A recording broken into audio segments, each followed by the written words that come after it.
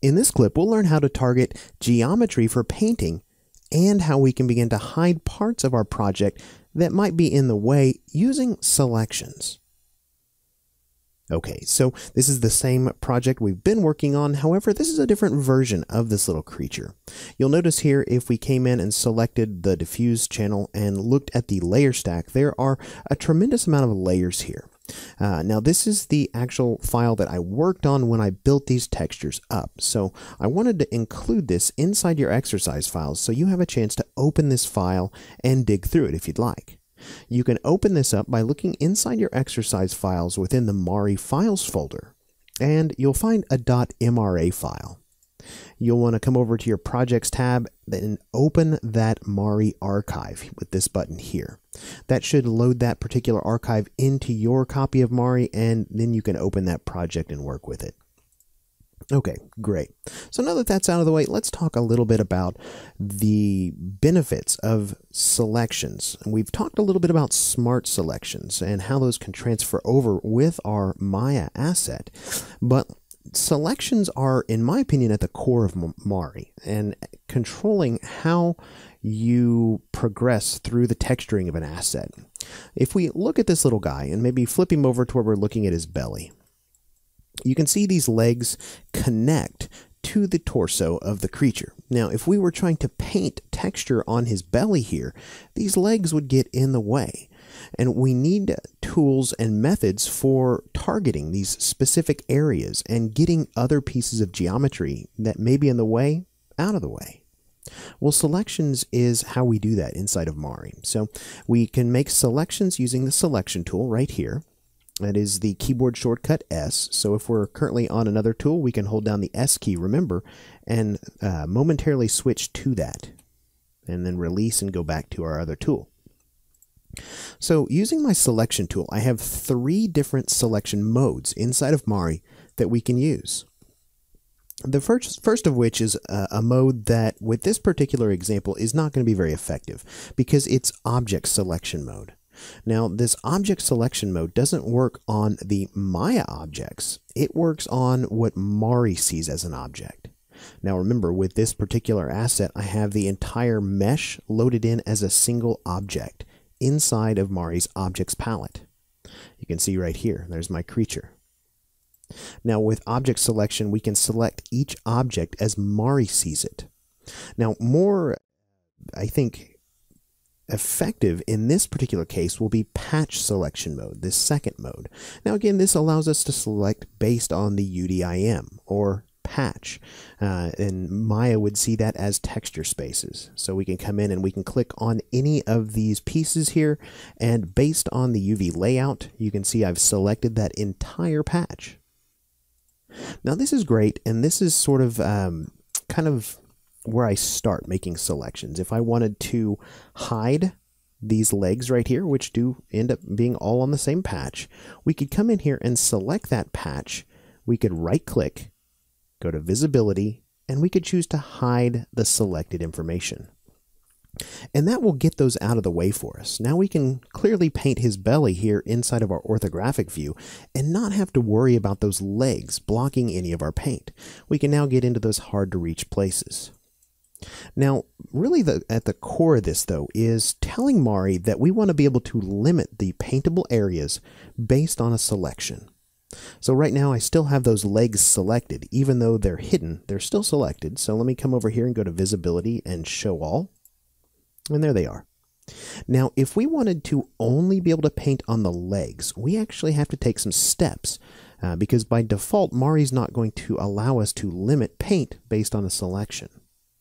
Let's come over to the projection palette right over here. You'll need to open that up if you don't have it open.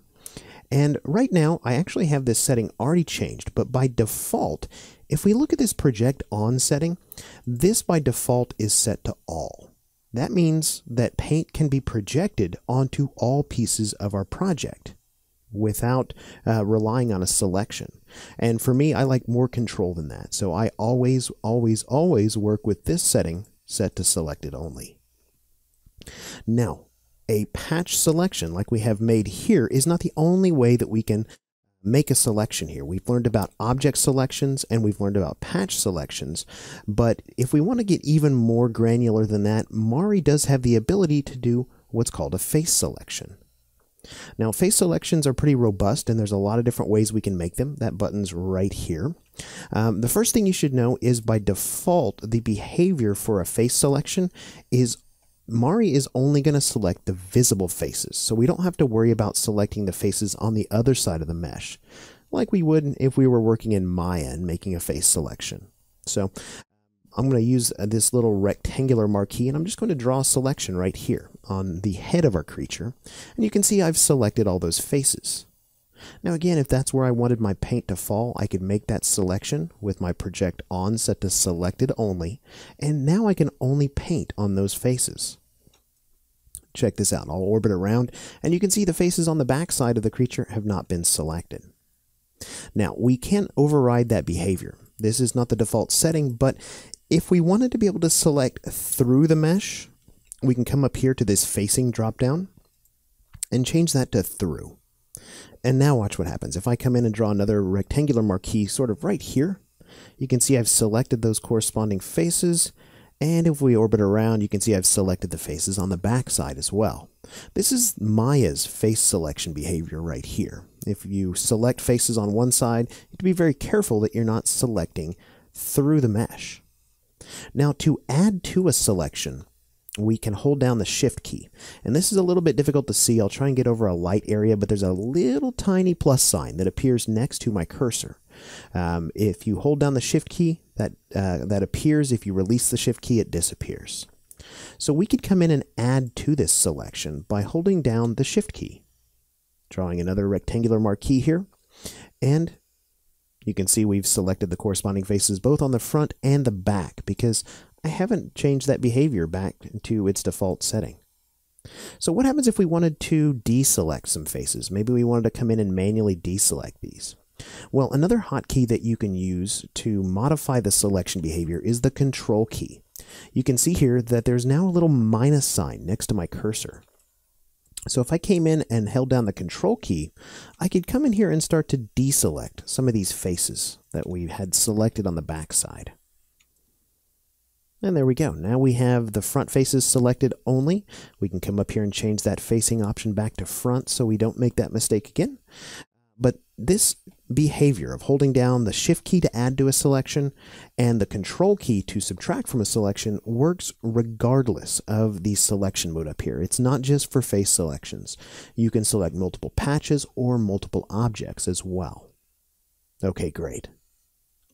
Now, we've looked at this rectangular marquee selection using face mode here, but there's actually a few different ways that we can select faces. I'll go ahead and click away from the mesh just to deselect, and we can come over here and use a couple of different forms of lasso selection as well. So you can see here's a normal lasso, and we can sort of just draw out our selection. And we also have a polygonal lasso, so we can come over here and we just click away. We can come over here and click sort of a polygonally shaped selection here, where when we're ready to close that off, all we do is double click, and you can see that selection gets made. Now, lastly here, we have what's known as Smart Selection mode, and I'm going to click away again to deselect the mesh, and basically, the Smart Selection mode can function a number of different ways. There's actually a Smart Type drop-down just to the right of that, and you can see there's some different modes here. Now, this Connectedness Mesh is a new mode with Mari 3.2, and basically this allows you to select connected objects inside of the orthographic viewport, or the 3D viewport. So if I came in here, I could simply click and select using that Connected Mesh, and you can see here that inside the 3D viewport, nothing is happening. Well, this works based on a selection. So again, we're going to want to draw out sort of a polygonal selection here, double click, and there we go. Now we've selected the entire object inside the 3D viewport. Now, the old way to do this, the way that in previous versions of Mari, I used to use this Connectedness UV, and that allows you to basically select the equivalent of a shell here inside of Mari. So I could come in here and make a quick selection. We'll go ahead and let Mari think about that for just a moment here, and there we go. You can see I've selected that entire shell right there. And again, that corresponds with our UV layout right here. So these have been selections inside of Mari. Very, very useful for targeting various areas to paint on, as well as hiding geometry to get it out of your way so you can paint a specific area.